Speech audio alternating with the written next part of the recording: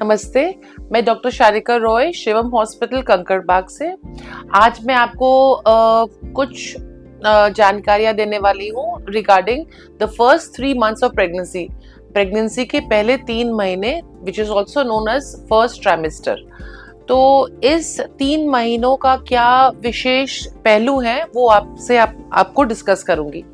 ये 3 महीने बच्चे के लिए समझे कि एक बिल्डिंग का या एक पौधे का नींव पड़ रहा है। तो एक्चुअली कायदे से प्रेग्नेंट होने से पहले ही आप लोगों को फॉलिक एसिड खाना चाहिए, प्रेफरेबली इवन इकोस्प्रिन लेना चाहिए ताकि ब्लड सप्लाई आपके एंडोमेट्रियम का अच्छा हो।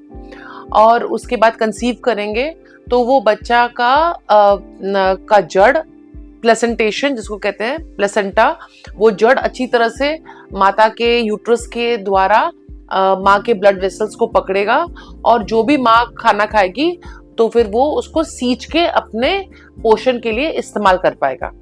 यदि ये प्लेसेंटेशन अच्छा नहीं हो पाता है, अगर ये जड़ अच्छे से नहीं जा पाता है, नींव अच्छा नहीं बनता है, तो उसके बाद 4th month, 5th month, 6th month वाले मेडिसिन और पानी चढ़ाना और ये सब के जो प्रयास होते हैं एक टूटी हुई इमारत को खड़ा रखने के लिए सफल होते हैं, पर मोस्ट इंपॉर्टेंट होता है आपका पहला 3 महीना। इसलिए ये first 3 months are extremely important and unfortunately ये पहले 3 महीने बहुत लोग इसको इग्नोर कर देते हैं। बहुत लोगों का जिसका मेंस बहुत चढ़ के आता है, उन लोगों को पता भी नहीं चलता है कि मैं प्रेग्नेंट हो गई हूँ।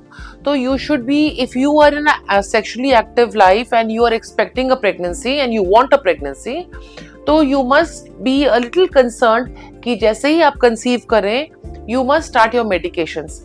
अब मेडिसिन लेना चाहिए कि नहीं लेना चाहिए, ये भी बहुत बड़ा विषय है।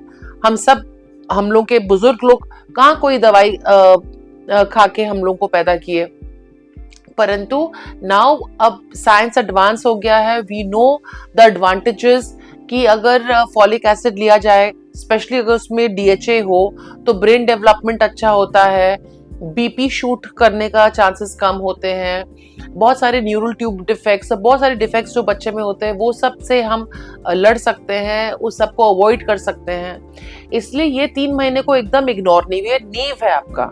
ये फर्स्ट 3 months और हम बोलते हैं लास्ट 3 months, यही बेसिक कैच है पूरी प्रेगनेंसी का।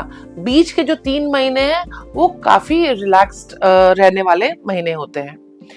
पहले 3 महीने में उल्टी का बहुत समस्या बहुत लोगों को होता है, तो उसके लिए बहुत अच्छा एक घरेलू नुस्खा जो ये है कि जब सुबह आप उठती हैं तो बिस्तर से सीधा आंख खुले तो बैठ मत जाइए। आप लेटे लेटे रात का बासी रोटी या सूखा ब्रेड या कोई भी सूखा पदार्थ आप खाइए, इंतजार कीजिए कि वो नीचे जाए, आपके पेट के अंदर रात भर के बने हुए तेजाब के साथ घुल मिल के वो एकदम न्यूट्रलाइज जब हो जाए, उसके 10-15 मिनट के बाद अगर आप उठिएगा तो ये नौशिया का जो प्रॉब्लम है आपको बहुत कम महसूस होगा।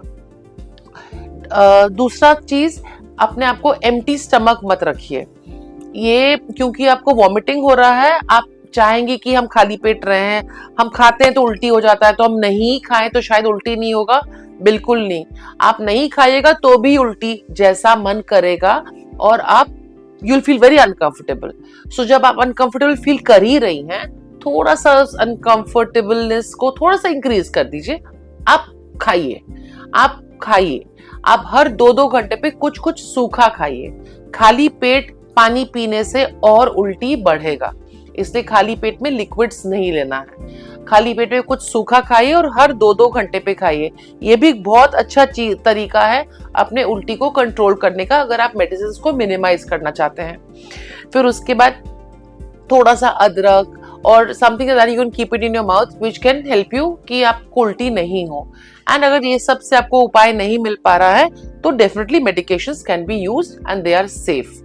किसी को पूरा 9 महीना उल्टी होता है, पर बाय नॉर्मली 3rd month होते होते ये उल्टी का समस्या अधिकांश का ठीक हो जाता है।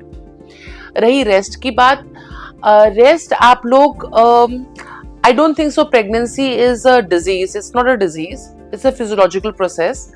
यस, आप जैसे पहले काम करती थी वैसे बिल्कुल आप काम कर सकती हैं, बस उसका काम करने का तरीका थोड़ा सा बदलना होगा।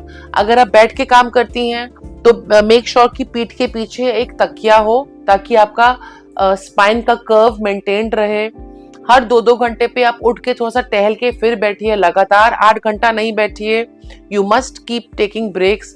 अगर आप खड़े होके काम करती हैं, जैसे कि आप टीचर हैं या आप कुकिंग करती हैं, तो एक पाँव जमीन पे और एक पाँव छोटे से स्टूल के ऊपर रखिए। इस तरह से योर फीट शुड बी, ताकि बैक पे स्ट्रेन नहीं पड़े।